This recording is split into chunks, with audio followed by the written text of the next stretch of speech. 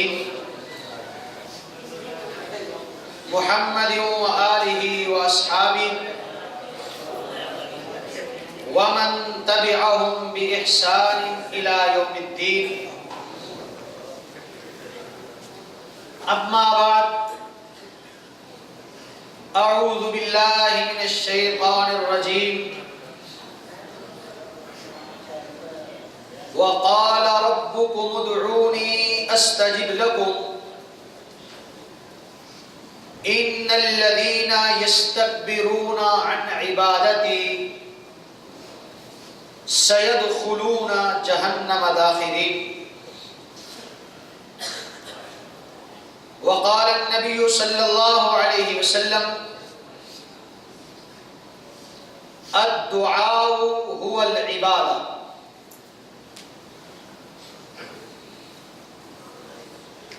حضرات،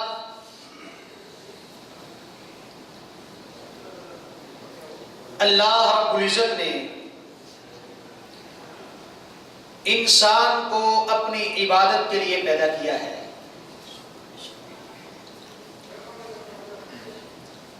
اور عبادت کے بہت سارے کام ہیں، بہت سارے مظاہر ہیں، بہت سارے افعال ہیں جن کے ذریعے بندہ اپنے رب کی عبادت کرتا ہے.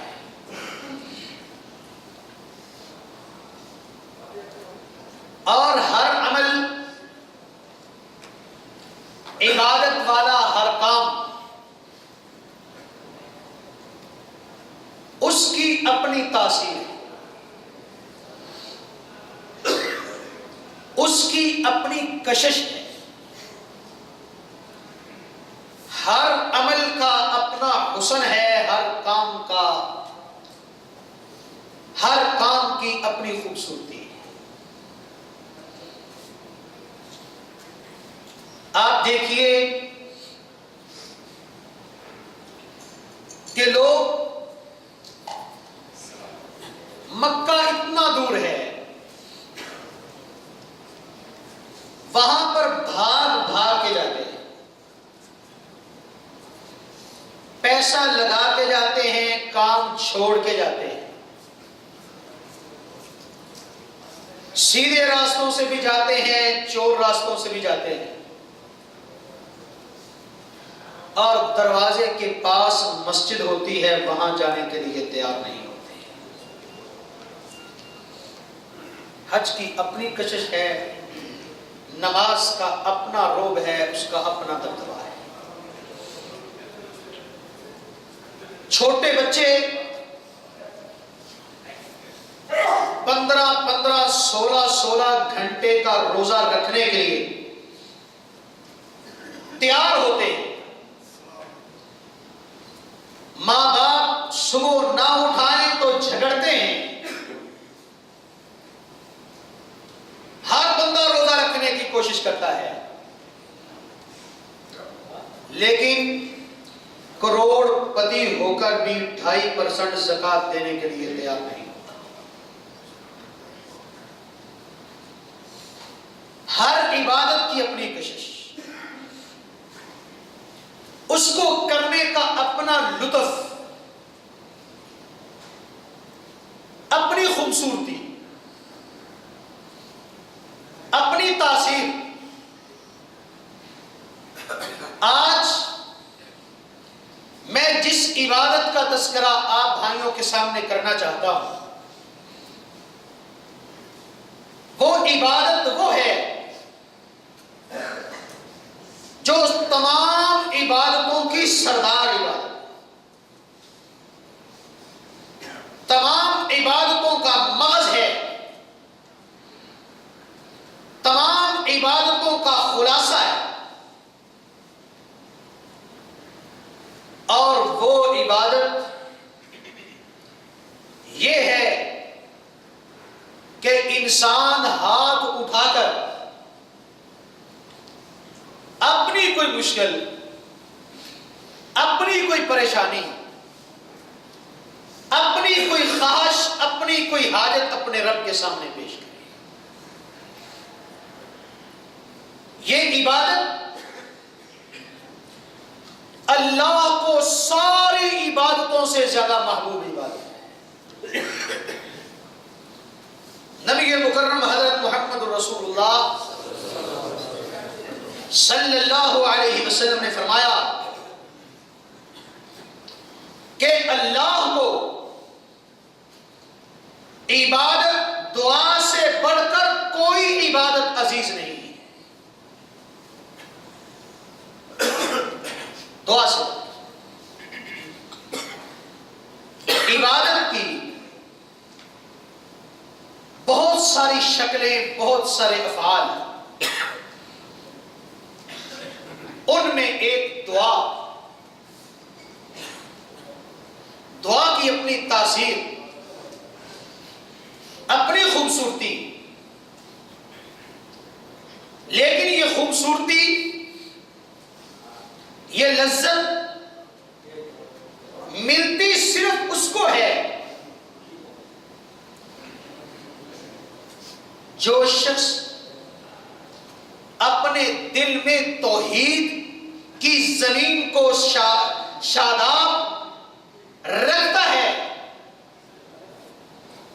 بیج جتنا اچھا ہو، اگر زمین سر سبز و شاداب نہ ہو، جس طرح بیج بیکار ہوتا ہے، میٹھا میٹھا ہوتا ہے، لیکن بیمار کو میٹھا کڑوا لگتا ہے، اسی طرح دعا کی لذت صرف وہی پاتا ہے جس کے دل میں توحید ہوتی ہے، باقی کو یہ لذت نہیں ملتی۔ اسی لیے وہ کہتا ہے کہ جی ہماری تو وہ سنتا ہی نہیں۔ کہتے ہیں کیوں کہتا ہے؟ اس کے اندر توحید نہیں، اس کی واقعہ ہی نہیں سنتا۔ وہ شیطان کی سن لیتا ہے، وہ گناہ گاروں کی سنتا ہے، لیکن جب مشرک کہتا ہے کہ میری نہیں سنتا تو وہ نہیں سنتا۔ اسی لیے وہ دعا نہیں مانگتا، وہ دوسروں کے پاس آتا کہ پیر صاحب آپ دعا کر دیجیے، مولوی صاحب آپ دعا کیجیے، بھائی صاحب میری یہ مشکل ہے آپ دعا کرنا، لیکن خود کبھی ہاتھ نہیں اٹھاتا۔ اور یہ بات پورے دعوے اور رسوخ سے کہتا ہوں، میں نے بہت سارے لوگوں کو دیکھا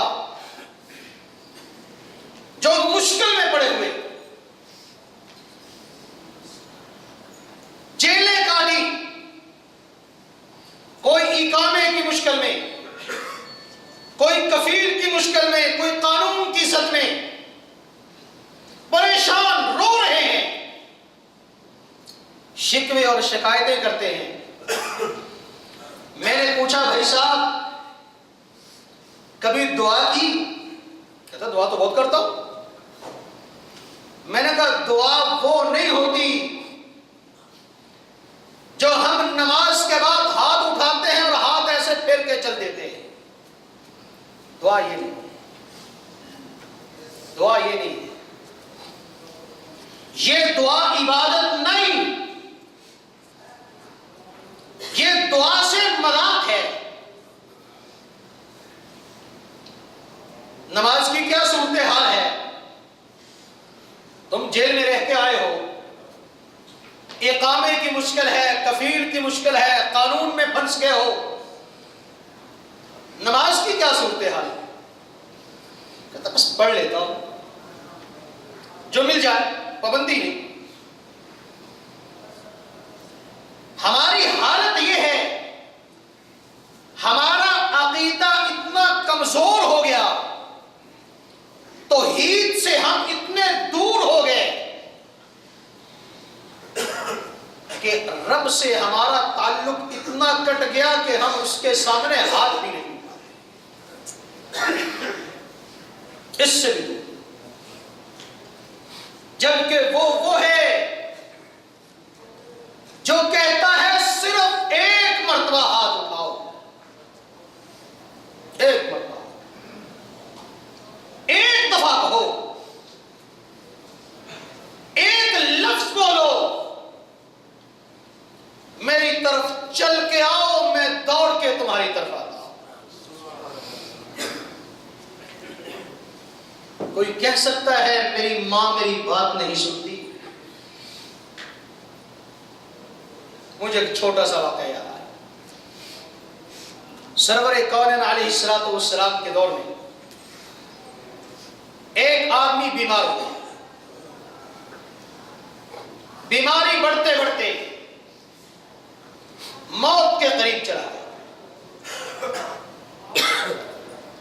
روح نکل نہیں رہی، تڑپ رہا ہے۔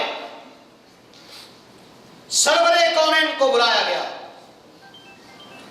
کہ اللہ کے نبی فلاں آدمی کی روح نہیں نکل رہی، وہ تڑپ رہا ہے، چیخ رہا ہے۔ سرور کونین تشریف لائے، پوچھا بات کیا ہے؟ کہا اس نے ماں کی توہین کی تھی، ماں ناراض ہے۔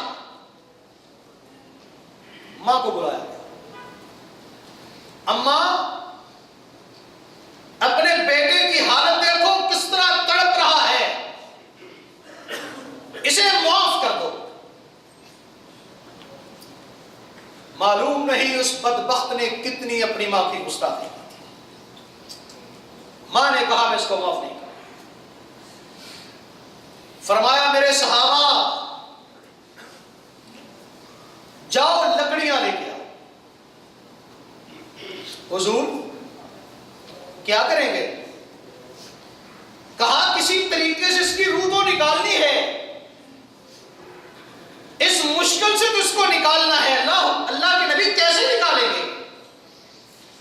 کہا الاؤ جلاؤں گا، تیرے بیٹے کو جلتے ہوئے الاؤ کے اندر پھینک، یہ جل کے مر جائے گا۔ ماں تڑپ اٹھی، آقا میرے بیٹے کو میری آنکھوں کے سامنے آگ میں ڈالو گے؟ فرمایا ہاں آگ میں ڈالو۔ کہنے لگی حضور آگ میں نہ ڈالنا، میں اس کو معاف کرتی ہوں۔ فرمایا میرے صحابہ یہ تو ایک ماں ہے، وہ مالک 100 ماں سے بھی زیادہ محبت کرنے والا ہے، اس کے بارے میں کہتے ہو سنتا نہیں؟ وہ سنتا ہے، لیکن پہلے بیج ڈالنے سے پہلے اپنے دل کی زمین کو توحید کا پانی تو دے کر دیکھو، اس کو اس قابل تو بناؤ۔ آدمی شادی کے لیے شادی کے دن اپنے سسرال کے گھر میں جاتا ہے تو کیسے بن کے جاتا ہے؟ کبھی رب کے حضور بھی آنے کے لیے اس کے احکام کے مطابق اپنے آپ کو سنوار کر لاؤ، پھر بتاؤ وہ سنتا ہے کہ نہیں سنتا۔ وہ تو وہ ہے جو دعائیں نہیں، دعائیں تو بڑی دور کی بات ہے۔ لوگ کہتے ہیں بتاؤ کبھی تمہاری دعائیں قبول ہوئی؟ میں کہتا ہوں دعا تو بڑی دور کی بات ہے۔ میں آپ کے سامنے کھڑا ہوں، اللہ کی قسم دعا تو بڑی دور کی بات ہے۔ وہ ہے، اور مجھے 20 مرتبہ اس کا تجربہ ہے کہ وہ دعائیں نہیں، وہ تو دل کی خواہشیں بھی قبول کرتا ہے۔ دعا تو وہ ہوتی ہے نا جو آدمی باقاعدہ مانتا ہے، زبان سے مانتا ہے، التجائیں کرتا ہے۔ وہ ہے ابھی خواہش کو زبان پر نہیں آنے دیتا، پہلے قبول کر لیتا ہے۔ تم کہتے دعائیں نہیں سنتی، ہماری تو خواہشیں بھی پوری کرتا ہے، ہم دل میں سوچتے ہیں وہ پوری کرتے ہیں۔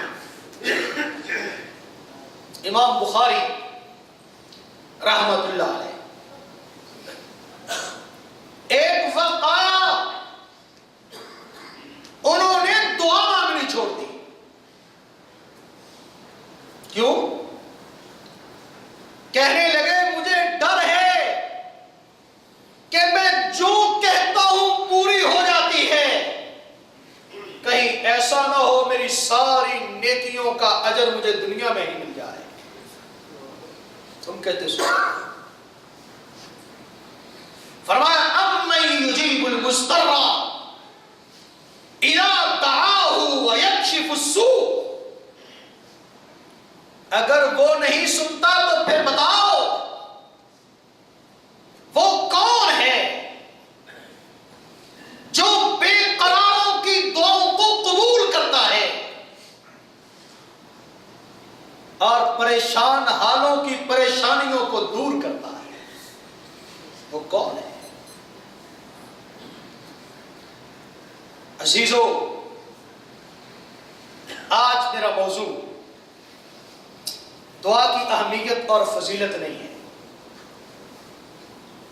آج میں آپ کے سامنے دعا کے دنیاوی فوائد بیان کرنا چاہتا ہوں۔ ہمارے علماء دین کے احکام کو اس انداز سے پیش کرتے ہیں کہ لوگوں نے ذہن یہ بنا لیا ہے کہ دین کے ہر کام کا اجر آخرت میں ملے گا۔ مومن کا دنیا سے کوئی تعلق نہیں، اس کے لیے دنیا نہیں، اس لیے لوگ دنیا پرست، وہ دنیا کمانے میں دن رات لگے رہتے ہیں لیکن دین کی طرف آنے کے لیے تیار نہیں۔ اقبال نے بھی کہا تھا کہ کافر کے لیے یہاں پر حور و قصور اور مومن کے لیے بس وعدہ فردا، کل کا وعدہ، قیامت کا، آخرت کا وعدہ نہیں۔ اگر آپ نماز پڑھتے ہیں تو نماز کا ایک فائدہ وہ ہے جو جنت میں ملے گا، لیکن اس سے پہلے نماز کا دنیا میں آپ کو فائدہ ملتا ہے۔ آپ روزہ رکھتے ہیں، اس کے بدلے میں جنت ملے گی، لیکن روزہ رکھنے کا دنیاوی فوائد بھی آپ کو حاصل ہو۔ آپ زکات دیتے ہیں، زکات کا بدلہ جنت ہے، لیکن اس سے پہلے آپ کو دنیا میں بھی اس کا فائدہ ملتا ہے۔ اسی طرح دعا ہے، اور یہ بات بھی ذہن میں رکھو کہ دعا کی دو قسمیں ہیں۔ ایک دعا وہ ہے جو ہم اپنی خواہش کو، اپنی ضرورت کو اپنے رب کے سامنے ہاتھ اٹھا کر پیش کرتے ہیں،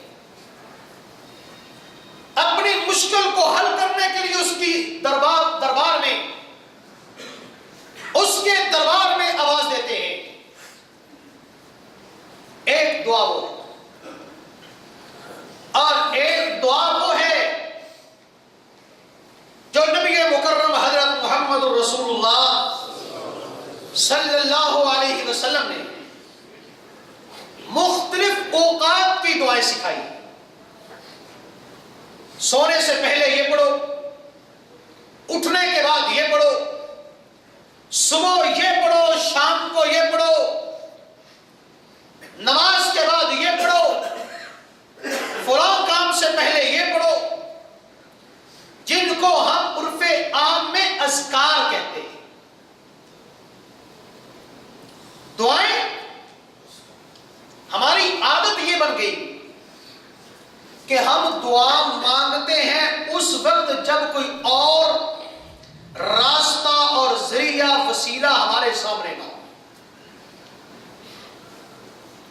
پیسوں کی ضرورت ہے، ہم سب سے پہلے سوچتے ہیں کہ فلاں دوست سے لیں گے، اس سے نہیں ملے تو پھر فلاں سے لے لیں گے، اس سے بھی نہیں ملے پھر تیسرے کے پاس جائیں گے، وہاں سے بھی نہ ملے تو پھر کہتا ہے اللہ اب تو ہی ہے۔ بیمار ہوا، پہلے ڈاکٹروں کے پاس، شفا نہیں ہوئی تو پیروں کے پاس، مولویوں کے پاس، جب ہر طرف سے مایوس ہوتا ہے تو پھر کہتا ہے اب تو وہی ہے، یعنی جو پہلے تھا اس کو ہم نے آخر پہ رکھ دیا۔ پکارتے ہیں، بلاتے ہیں، لیکن کب؟ جب باقی سارے ذریعے ختم ہو جائیں، سارے راستے بند ہو جائیں، اس سے پہلے اس کو پکارنے کے لیے تیار۔ ایک دوست نے بتایا، اس کی بیوی ہاسپٹل میں کام کرتی تھی، تو کہتا ہے یار میں اس کا تبادلہ کروانا چاہتا ہوں، فلاں کو بھی کہا ہے، فلاں کو بھی کہا ہے، فلاں کو بھی کہا ہے، لیکن کوئی بات نہیں بن رہی۔ میں نے کہا میرے پاس ایک ایسا واسطہ ہے کہ میں 100% تمہیں کہتا ہوں کہ تمہارا کام ہوتا ہے۔ کہتا بتائیں جی، بڑی مہربانی آپ کی۔ میں نے کہا وہ ذریعہ اللہ ہے، اللہ سے دعا کیجیے۔ تو قدم پیچھے ہٹ کے کہتا ہاں وہ تو ہے، وہ تو ہے۔ اگر میں اس کو کسی انسان کا نام لیتا، وہ میرا شکریہ بھی ادا کرتا، اسی وقت گاڑی پکڑ کے اس کے پاس بھاگ کے بھی چلا۔ حالانکہ انسان نہیں کر سکتا اور وہ کر سکتا بھی ہے، کرتا بھی۔ کوئی کام نہیں جو وہ نہ کر سکتا۔ تو اس لیے مشکلات، پریشانیوں، مسائل میں مجبوریوں کو سامنے رکھتے ہوئے مجبور ہو کر اللہ سے فریاد کرتے ہیں، لیکن اذکار کا معاملہ اس سے ہٹ کر ہے۔ دوسری عبادتوں کی طرح ہم یہ سمجھتے ہیں کہ شاید اذکار کے فوائد بھی آخرت میں ملے۔ اس وجہ سے تمام عبادتوں سے بڑھ کر ہم سستی کا مظاہرہ اذکار کے معاملے میں کرتے ہیں، سب سے حتیٰ کہ دیندار، تہجد گزار، نماز کی پابندی کرنے والے، روزہ اور حج کرنے والے، لیکن جب اذکار کا معاملہ آتا ہے تو سستی کا شکار ہوتا ہے۔ اسی لیے آج میں آپ کے سامنے اذکار کے وہ فوائد رکھوں گا، مسنون دعاؤں کے وہ فوائد بیان کروں گا جو دنیا میں انسان کو ملتے ہیں۔ اللہ رب العزت قرآن مجید میں فرماتے ہیں رجال لا تلہیہم تجارت ولا بیع عن ذکر اللہ وإقام الصلاة وإيتاء الزکاة یخافون یوما تتقلب فیہ القلوب والابصار۔ کچھ ایسے لوگ بھی ہیں اللہ والے کہ تجارت، خرید و فروخت انہیں نہیں روکتی اللہ کے ذکر سے، نماز قائم کرنے سے، زکات دینے سے، اور وہ لوگ ڈرتے ہیں اس دن سے جس دن دل اور آنکھیں پتھرا جائیں. لِيَجْزِيَهُمُ اللَّهُ أَحْسَنَ مَا عَمِلُوا وَيَزِيدَهُم مِّن فَضْلِهِ. وہ دن اس لیے آئے گا کہ اس میں اللہ لوگوں کو اچھے عملوں کا بدلہ دے گا اور اپنے فضل سے زیادہ بھی دے گا. وہاں پر بس وہاں پر فرمایا وَاللَّهُ يَرْزُقُ مَن يَشَاءُ بِغَيْرِ حساب. اللہ یہاں پر ان کے بدلے میں بغیر حساب رزق بھی عطا کرتا ہے. اللہ رب العزت فرماتے ہیں کہ اگر لوگ سیدھے راستے کو اختیار کر لیتے لَأَسْقَيْنَاهُمْ مَاءً غَدَقًا، ہم انہیں خوشگوار پانی پلاتے، ان کی زندگی کو خوشگوار بنا دیتے. اسی طرح آپ اذکار کرتے ہیں، آپ کو دنیا کی سب سے بڑی وہ نعمت ملتی ہے جس نعمت سے آج دنیا کا 99% انسان محروم ہے. آج لوگ خودکشیاں کر رہے ہیں، کمپنیاں بن گئی خودکشیوں کے لیے. آج بڑے بڑے لوگ خودکشیوں کے طریقے سکھا رہے ہیں، خودکشیوں میں لوگوں کا تعاون کر رہے ہیں. جاؤ یورپ میں بڑے بڑے لوگ خودکشیاں کر رہے ہیں، مالدار پیسے والے. کیا ہوا؟ ساری دنیا تو پریشان ہے کہ مال مل جائے، تمہارے پاس تو مال ہے، خودکشی کیوں کرتے ہو؟ کہتے ہیں مال تو ہے لیکن دل کا اطمینان نہیں ہے، پریشانی ختم نہیں، اطمینان نصیب نہیں ہوتا، خوشی نہیں ملتی. کیوں؟ اس لیے کہ تم خوشی وہاں تلاش کرتے ہو جہاں پر مالک نے رکھی، ملے گی کیسے؟ فرمایا الا بذکر اللہ تطمئن القلوب. لوگوں کان کھول کے سن لو، اذکار کرنے میں، ذکر میں دلوں کا اطمینان ہے. صرف اللہ کے ذکر میں دلوں کا اطمینان ہے. اور یہ بات میں دعوے سے کہتا ہوں، دنیا کی آبادی آج 6 ارب ہے. 6 ارب میں کوئی شخص ایک مثال نہیں دے سکتا، ایک مثال کہ کسی دیندار نے خودکشی کی. حالانکہ عجیب بات سوچنے اور سمجھنے کی یہ ہے کہ دیندار اکثر غریب ہوتے ہیں.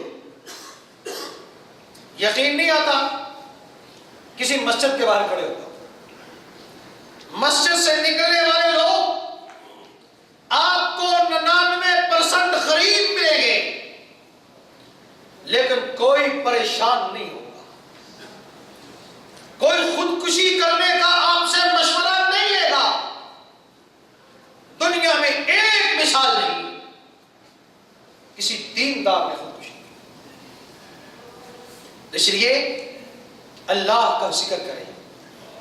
یہاں کی پریشانیاں، قانون کی پریشانیاں، یہ ساری ختم ہو جائیں گی.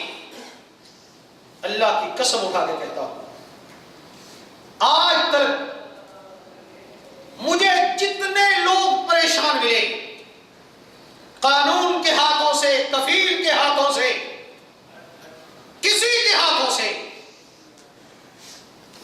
میں ان سے ایک سوال کرتا ہوں، کہ اس مالک کے ساتھ تمہارا تعلق کتنا مضبوط ہے. مجھے ابھی تک قسم اٹھا کے کہتا ہوں، ابھی تک ایک بندہ ایسا پریشان نہیں ملا جو بے حد پریشان ہو لیکن مالک سے اس کا گہرا تعلق. آج تک جتنے پریشان ملے وہ وہی تھے جو مالک سے روٹھے ہوئے تھے، جو نمازوں کی پابندی نہیں کرتے، جو قرآن سے بھاگے ہوئے.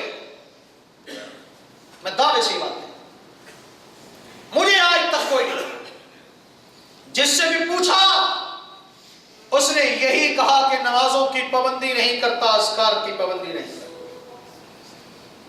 قرآن پابندی سے تلاوت نہیں کرتا. تو پھر پریشانیاں تو آئیں گی. کون حضرت محمد رسول اللہ صلی اللہ علیہ وسلم نے فرمایا کہ جب بندہ سوتا ہے تو شیطان اس کے سر پہ 3 گرے لگا دیتا ہے. 3 گرے لگا. اور دوسری حدیث میں فرمایا جب آدمی سوتا ہے تو اس کا شیطان اس کے ناک کے بھانسے میں سوتا ہے اور ہر گرا پہ وہ تھپکی لگاتا ہے. نبی صلی اللہ علیہ وسلم نے فرمایا جب بندہ صبح اٹھتا ہے وہ اللہ کا ذکر کرے، فَإِذَا اسْتَيْقَظَ فَذَكَرَ اللَّهَ انحلت عقدۃ. بندہ اٹھتا ہے، بیدار ہوتا ہے، اللہ کو یاد کرتا ہے، یعنی اٹھنے کی دعا کرتا ہے. فرمایا شیطان کی ایک گرہ کھل جاتی ہے. پھر وضو کرتا ہے، دوسری گرہ کھل جاتی ہے. پھر نماز پڑھتا ہے، تیسری گرہ کھل جاتی ہے. فرمایا فَأَصْبَحَ نَشِيطًا طَيِّبَ النَّفْسِ. وہ آدمی خوش و خرم صبح کرتا ہے، پاک دل سے صبح کرتا ہے، چستی کے ساتھ صبح کرتا ہے، اس کے جسم میں کوئی سستی نہیں رہتی. وَإِلَّا أَصْبَحَ خَبِيثَ النَّفْسِ كَسْلَانٍ. اگر وہ یہ کام نہیں کرتا، دعا نہیں پڑھتا، وضو نہیں کرتا، نماز نہیں پڑھتا، وہ صبح کرتا ہے کہ اس کا نفس خبیث ہوتا ہے اور سارا دن اس کے جسم پر سستی چھائی رہتی ہے. کس کا فائدہ ہوتا ہے؟ دعا پڑھنے کا، ذکر کرنے کا. اور ایک اور حدیث میں نبی علیہ الصلوۃ والسلام نے فرمایا کہ جب آدمی بیت الخلاء میں جائے، اور ایک روایت میں ہے کہ جب بھی کپڑے اتارے، کپڑے بدلنے کے لیے اتارے یا باتھ روم میں جانے کے لیے اتارے، تو فرمایا کہ اگر وہ بسم اللہ پڑھ لے تو اس کے اور جنوں کے درمیان اللہ پردہ کر دیتا ہے. جن اس کو دیکھ نہیں پاتے، اس کو تنگ نہیں کر سکتے، اس کے ساتھ کوئی شرارت نہیں کر سکتے. دنیا بھر کے لوگ آج جنوں کے ہاتھوں پریشان، جادوگروں کے ہاتھوں پریشان، نظر بد کی وجہ سے پریشان. اور اکثر تو دیکھو گے جن کہاں سے چمٹے، جی یہ باتھ روم میں گیا تھا، وہاں پر اس نے پیشاب کیا تھا، فلاں درخت کے نیچے یہ بیٹھا تھا، وہاں سے اس کو جن چمٹ گیا. کیوں چمٹا؟ اس لیے کس نے دعا نہیں پڑھی تھی. اگر دعا پڑھ لیتا اور آسان سی دعا بسم اللہ، فرمایا اگر صرف بسم اللہ پڑھ لیتا ہے اللہ اس کے اور جنوں کے درمیان پردہ کر دیتا ہے. جس طرح ہم جنوں کو نہیں دیکھ سکتے، اگر بسم اللہ پڑھ لی جائے تو جن بھی آپ کو نہیں دیکھ سکتے. اور سرور کونین علیہ الصلوۃ والسلام نے فرمایا اس کے ساتھ یہ بھی پڑھو اللہم انی اعوذ بک من الخبث والخبائث، کہ اللہ میں خبیث جنوں اور خبیث جننیوں سے تیری پناہ میں آتا ہوں. سب سے بڑی مضبوط پناہ اللہ کی، اور جب کوئی اس سے پناہ مانگتا ہے تو وہ کسی کو ٹھکراتا نہیں، اور جس کو وہ پناہ دے دے دنیا کی کوئی طاقت اسے نقصان نہیں پہنچا سکتی. نبی علیہ الصلوۃ والسلام نے فرمایا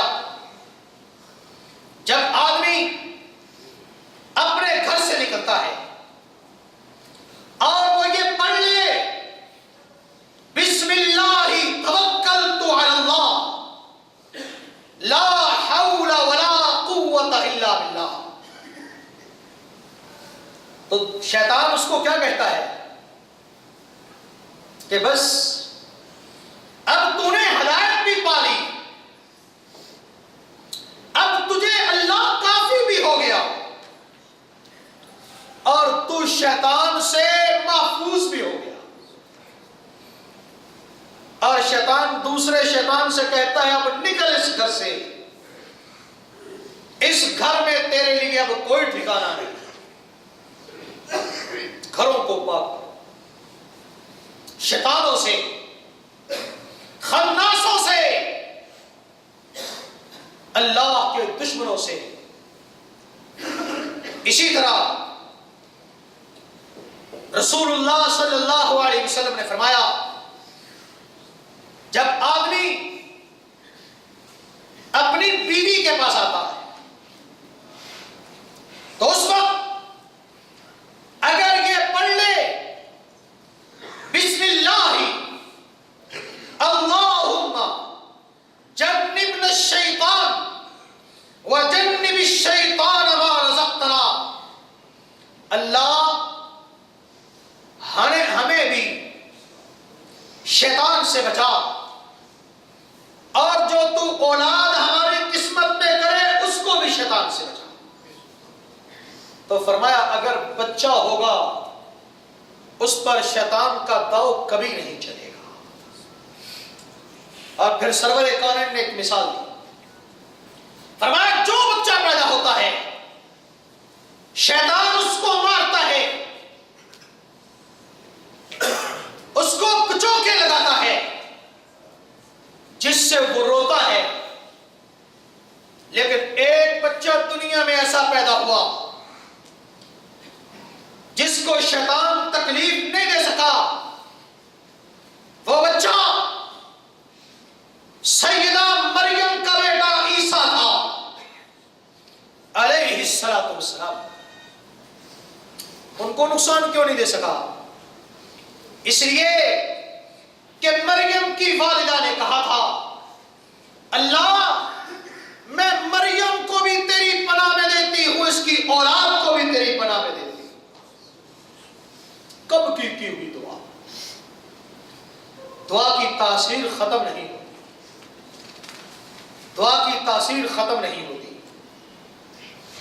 سرور کونین علیہ الصلوۃ والسلام نے فرمایا رات کو آدمی سونے سے پہلے آیت الکرسی پڑھ لے، اور آیت الکرسی وہ ہے جو قرآن مجید کی تمام آیات سے سب سے عظیم ہے، عظیم ہے. اس لیے کہ اس میں اللہ کا نام 17 مرتبہ آتا ہے، کوئی دوسری آیت نہیں جس میں اللہ کا نام 3 مرتبہ آتا ہے.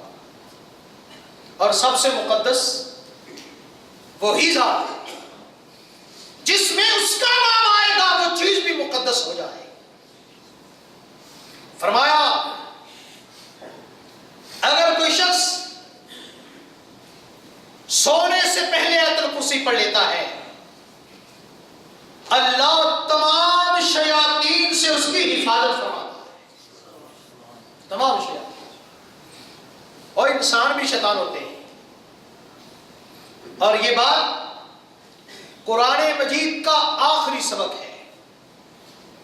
الذی یوسوس فی صدور الناس من الجنۃ، سینوں میں وسوسے پیدا کرنے والے خناس شیاطین وہ جنوں میں بھی ہوتے ہیں انسانوں میں بھی ہوتے ہیں. ہر قسم کے شیطان سے اللہ حفاظت فرمائے. رسول اللہ صلی اللہ علیہ وسلم نے حضرت عمر بن شعیب اپنے باپ اور وہ ان کے دادا سے روایت کرتے ہیں کہ نبی صلی اللہ علیہ وسلم نے ان کو چند کلمات سکھائے کہ اگر کسی جگہ پر ڈر پیدا ہو جائے، خوف پیدا ہو جائے تو پھر یہ پڑھو، اور اگر یہ پڑھ لو گے تو خوف تمہارے دل سے نکل جائے. الفاظ کیا چھوٹے سے، اعوذ بکلمات اللہ التامات من غضبہ وشر عبادہ ومن همزات الشیاطین وان یحضرون. یہ کلمات بندہ پڑھ لے تو اللہ اس کے ڈر اور خوف کو ختم کر دیتا ہے، پریشانیوں کو ختم کر دیتا ہے، مصیبتوں کو دور کر دیتا ہے. ہائے سیدہ اسماء بنت امیس کہتی ہیں کہ نبی صلی اللہ علیہ وسلم نے فرمایا اسماء میں تجھے ایسے کلمات نہ سکھاؤں کہ اگر تمہیں کوئی پریشانی ہو، کسی مصیبت میں پھنس جاؤ تو اس وقت پڑھو تو اللہ تمہاری مصیبت کو فوراً دور کر دے گا. مصیبت میں پڑے ہوئے، مصیبت نے چاروں طرف تمہیں گھیر لیا ہو، یہ کلمات پڑھو اللہ مصیبت کے گھیروں کو توڑ دے گا، دشمنوں کے گھیروں کو توڑ دے گا. اور کیا ہے؟ اللہ اللہ ربی لا اشرک بہ شیئا. اللہ اللہ ہی میرا رب ہے، میں اس کے ساتھ کسی کو شریک نہیں کرتا. وہی بات دعا کرنے کے لیے ضروری کیا ہے؟ دل میں توحید ہو. جب تک توحید نہ ہو دعا اپنا اثر نہیں دکھاتی. دعا اپنا حسن نہیں دکھاتی. دعا کی مٹھاس انسان محسوس نہیں کر سکتا، دعا کا ذائقہ نہیں چکھ سکتا جب تک توحید نہ ہو. حضرت عبد الرحمن بن انا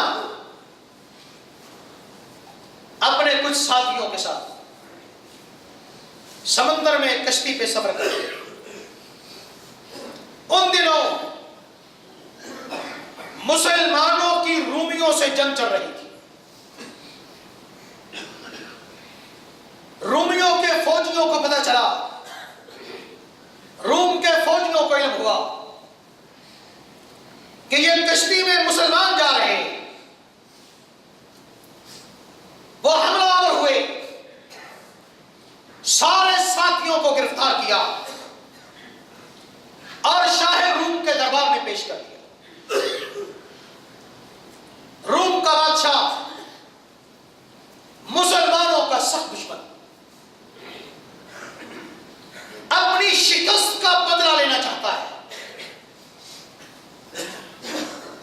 کیا کہ ان تمام لوگوں کو ایک ایک کو قتل کر دو. لائن بنا دی گئی, ایک آدمی کو قتل کیا, دوسرے کو, تیسرے کو. عبد الرحمن بن انعام کی باری آئی, انہوں نے یہی دعا پڑھنی شروع کر دی, اللہ اللہ ربی لا اشرک بہ شیئا. بادشاہ نے دیکھا ہونٹ ہل رہے ہیں, کہا میرے پاس آؤ, کیا پڑھ رہے ہو؟ کہا میں یہ پڑھ رہا ہوں. عیسائی تھا, کہا اتنے خوبصورت کلمات. سپاہیوں کو کہا اس کو بھی چھوڑ دو, اس کے باقی ساتھیوں کو بھی چھوڑ دو.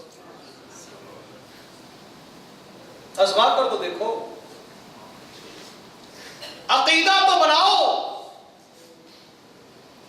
جب بندہ یہ کہتا ہے وہ سنتا ہی نہیں, تو وہ دعا کیا کرے گا, وہ کیسے کرے گا, وہ کیسے مانگے گا؟ پہلے یہ عقیدہ بناؤ, وہ سنتا ہے, وہ مالک ہے, وہ ہر چیز پر قادر ہے, اور مجھ سے 100 ماؤں سے زیادہ محبت کرتا ہے.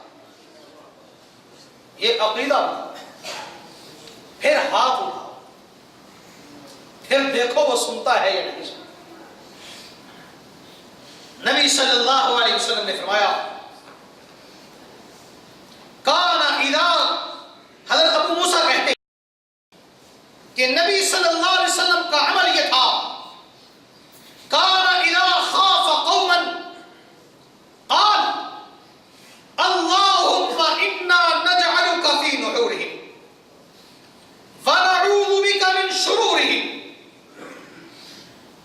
نبی صلی اللہ علیہ وسلم نے یہ دعا پڑھی, جب کسی قوم سے خوف ڈر پیدا ہوتا تو سرور کونین یہ الفاظ پڑھنے لگتے. مجھے ایک آدمی ملا کسی باہر کے ملک میں, اس پر وہ کیس تھا جو آج دنیا میں سب سے بڑا کیس ہوتا ہے, بڑا پریشان. اس نے کسی عالم سے رابطہ کیا کہ جناب مجھ پر یہ کیس ہے اور مجھے خطرہ یہ ہے کہ جب میرے کاغذات چیک ہوں گے تو مجھے جیل میں ڈال دیا جائے. اس عالم نے اسے بتایا کہ یہ دعا پڑھو. کہتا ہے میں نے دن رات یہ دعا پڑھنی شروع کر, دن رات پڑھتا رہا. جب میں اپنے کاغذات بنوانے کے لیے وہاں پر گیا تو میرا سب کچھ, انگوٹھے, پرنٹ وغیرہ سب کچھ ہوا تھا, لیکن دیکھا کہ کمپیوٹر کے اندر کچھ بھی نہیں ہے, کچھ بھی نہیں. آزما کے تو دیکھو, ہم مصیبت میں پڑتے ہیں تو ان لوگوں کی طرف بھاگتے ہیں, انسانوں کی طرف بھاگتے ہیں جن سے امید ہوتی ہے, اس اللہ سے امید باندھ کے. حضرت یونس علیہ السلام, سوچو مچھلی کے پیٹ میں کون سننے والا, اور جب ہاتھ اٹھائے تو اللہ نے سنی یا نہیں سنی. سرور کونین علیہ السلام نے فرمایا, صحیح بخاری کی روایت, 3 آدمی سفر کر رہے تھے, آندھی آئی, بارش شروع ہوئی, بارش سے آندھی سے بچنے کے لیے ایک غار میں بیٹھ گئے. اللہ کا کرنا ہوا کہ اوپر سے ایک پتھر لڑکتا ہوا آیا اور غار کے منہ پر رک گیا. بے بس پہاڑ کی غار میں بیٹھے ہوئے,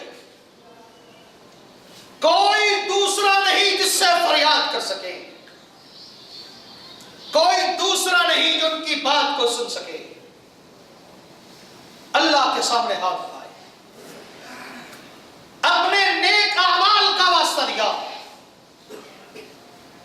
بغیر کسی وسیلے کے, بغیر کسی سبب کے, اس لیے کہ انسان اسباب کا محتاج ہے, وہ اسباب کا محتاج نہیں ہے. ہم ان کی طرف بھاگتے ہیں جو بیچارے اسباب کے محتاج ہوتے ہیں, اور اس کو نہیں کہتے جو اسباب کا محتاج. انہوں نے اس کو کہا. پھر کیا ہوا؟ بغیر سبب کے, بغیر کسی ظاہری وسیلے کے, وہ پتھر خار کے منہ سے ہٹا اور ان کو اللہ نے نجات عطا فرمائی. حضرت عبداللہ بن عباس فرماتے ہیں کہ نبی صلی اللہ علیہ وسلم پریشانی کے عالم میں, پریشانی کی دعائیں اس لیے بتا رہا ہوں زیادہ کہ آج کل میرے بھائی یہاں پر بہت پریشان ہیں.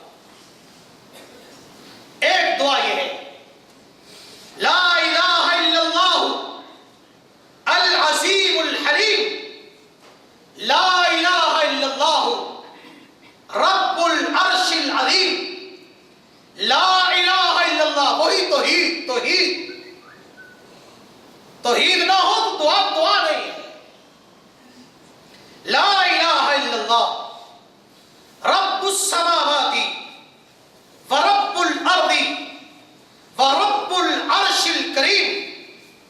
بندہ یہ دعا پڑھتا ہے, اللہ بندے کو بڑی سے بڑی مصیبت سے نجات عطا فرما دیتا ہے. حافظ ابن حجر نے اپنی مشہور کتاب صحیح بخاری کی تفسیر شرح فتح الباری میں اس حدیث کی شرح میں ایک واقعہ نقل کیا. فرماتے ہیں کہ اصفہان میں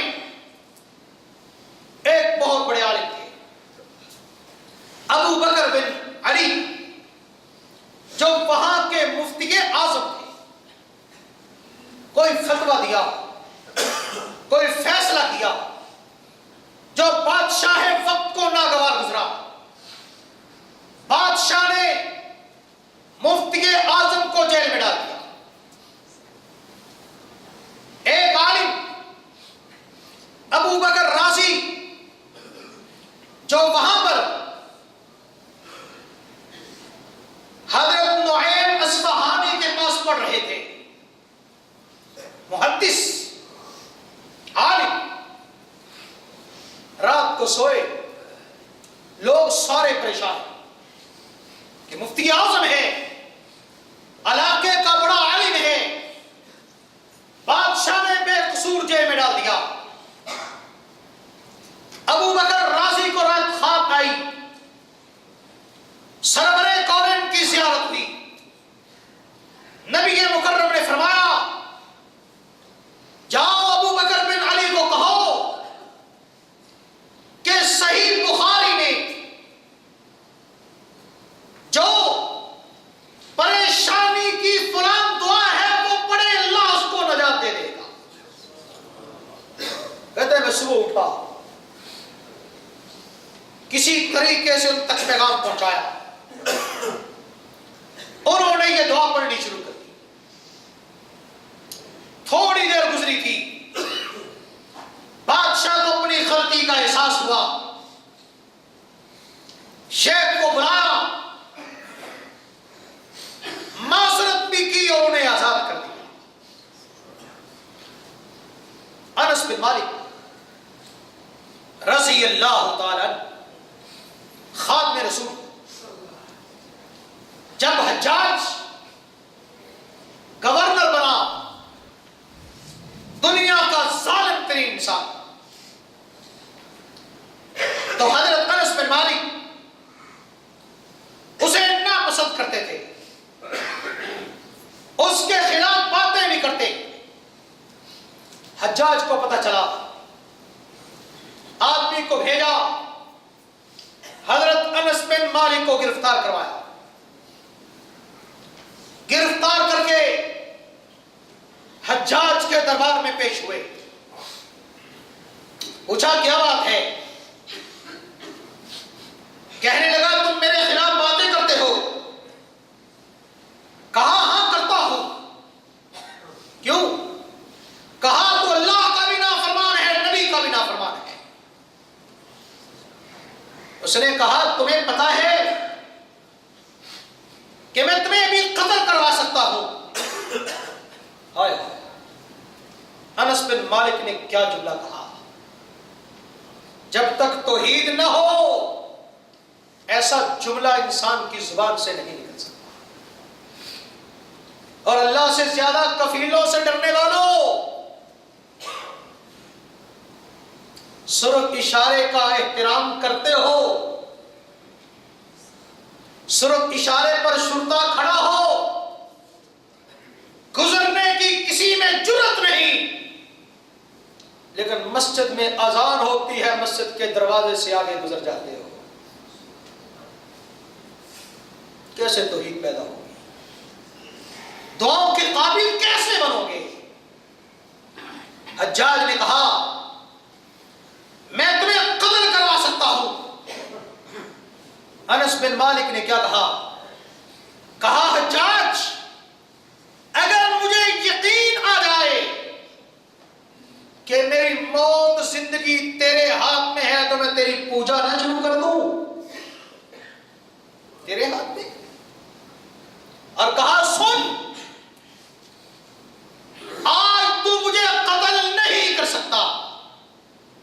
اس نے کہا کیسے نہیں کر سکتا؟ یہ جلاد موجود ہے، کیسے نہیں کر سکتا؟ کہا نہیں کر سکتا، تجربہ کر کے دیکھو۔ اس نے کہا کیوں نہیں کر سکتا؟ اس نے کہا میرے نبی نے کہا تھا کہ جو شخص صبح کے وقت یہ دعا پڑھ لے شام تک کوئی شخص اس کو نقصان نہیں پہنچا سکتا۔ اور آج صبح میں نے دعا پڑھی تھی، اس لیے میں دعوے سے کہتا ہوں کہ آج تم مجھے قتل نہیں کر سکتا۔ یہ ہے توحید۔ کہا آپ تشریف لے جائیں۔ لوگ بڑے حیران ہوئے۔ کہا حجاج بڑی مشکل سے گرفتار کر کے لائے تھے، پکڑا ہوا بندہ تم نے چھوڑ دیا؟ اس نے کہا تمہیں نہیں پتا، انس کے دونوں طرف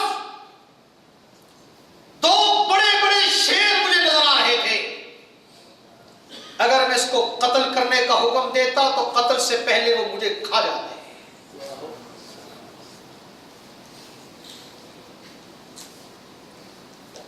ایک آدمی کو سانپ نے ڈس لیا، بہت علاج کروایا، کوئی فائدہ نہ ہوا۔ وہ لوگ صحابہ اکرام کے پاس آئے، کہا کوئی دم کر سکتے ہو؟ ایک صحابی نے کہا میں کر سکتا ہوں۔ کہ سورت فاتحہ پڑھی اور وہ آدمی شفا یاب ہو گیا۔ نبی صلی اللہ علیہ وسلم نے ایک حدیث میں فرمایا اگر آپ کسی مریض پر 7 مرتبہ یہ دعا پڑھ دو، اسأل اللہ العظیم رب العرش العظیم ان یشفی، 7 مرتبہ یہ پڑھ، 2 جملے، اسأل اللہ العظیم رب العرش العظیم ان یشفی۔ فرمایا اگر اس بیماری میں اللہ نے اس کی موت نہیں لکھی، اس کو ضرور شفا ملے، ضرور شفا ملے۔ اور ڈاکٹروں کے پاس بھاگنے والوں، بیماریوں کو لا علاج کہنے والوں، آؤ نبی کی اس بات پر یقین کرو، پھر اس کے کرشمے دیکھو۔ نبی صلی اللہ علیہ وسلم نے فرمایا کسی اجنبی علاقے میں جاتے ہو، اجنبی ملک میں جاتے ہو، وہاں پر تمہیں کوئی مشکل ہے، اجنبی علاقہ کوئی مشکل پڑ گئی، کوئی پریشانی آ گئی، فرمایا یہ پڑھو اعوذ بکلمات اللہ التامات من شر ما خلق۔ فرمایا جب تک اس علاقے میں رہو گے تمہیں کوئی چیز تکلیف نہیں دے سکتی۔ آئیے انسانوں کے سامنے ہاتھ پھیلانے سے پرہیز کریں، انسانوں سے امیدیں لگانا چھوڑ دیں، اللہ سے امید لگائیے۔ جو خود پریشان حال ہیں ان کے سامنے اپنی پریشانیاں بیان نہ کریں، اس کے سامنے کریں جس کے ہاتھ میں ساری پریشانیوں کا کنٹرول ہے۔ جو خود محتاج ہیں ان سے مت مانگو، اس سے مانگو جو کسی چیز کا محتاج نہیں ہے۔ آئیے اپنے دل کو توحید سے بھریے، اپنی زمین کو زرخیز کیجئے، اپنے اعتماد کو پختہ کیجئے، اپنے یقین کو کامل کیجئے، اور دعا کرنے کا طریقہ اور سلیقہ سیکھیے۔ اللہ کی قسم یہ دعا نہیں ہے جو ہم نماز کے بعد ایسے منہ پہ ہاتھ پھیر لیتے ہیں، یہ دعا نہیں ہے جو کسی مرگ کسی فوتگی پر جاتے ہیں، ایک ہاتھ میں حکے کی نہ ہوتی ہے اور دوسرا ہاتھ اٹھا کر دعا کر رہے ہوتے ہیں۔ یہ دعا سے مذاق ہے کہ نظر اخبار پر ہے اور ہاتھ اللہ کی بارگاہ میں اٹھے ہوئے ہیں۔ کسی افسر کے سامنے آپ اس طرح کھڑے نہیں ہو سکتے، کسی دفتر میں آپ اس طرح کھڑے نہیں ہو سکتے، ہر جگہ کے آداب ہوتے ہیں۔ آئیے آداب کے ساتھ، خلوص کے ساتھ، کامل یقین کے ساتھ اللہ سے مانگیے۔ وہ مالک قادر مطلق بھی ہے اور آپ سے، آپ کی ماں سے بڑھ کر محبت کرنے والا ہے۔ وہ کبھی اپنے بندے کو پریشان نہیں دیکھتا۔ آئیے اس سے تعلق جوڑیے، اس سے مانگنے کا طریقہ اور سلیقہ سیکھیے۔ اس کے دربار میں کوئی کمی نہیں، اس کے خزانوں میں کوئی کوتاہی نہیں۔ کوتاہی ہے، دیر ہے، ہمارے مانگنے کی دیر ہے، اس کے دینے میں کوئی دیر نہیں۔ وآخر دعوانا الحمدللہ رب العالمین۔ أشهد أن لا إله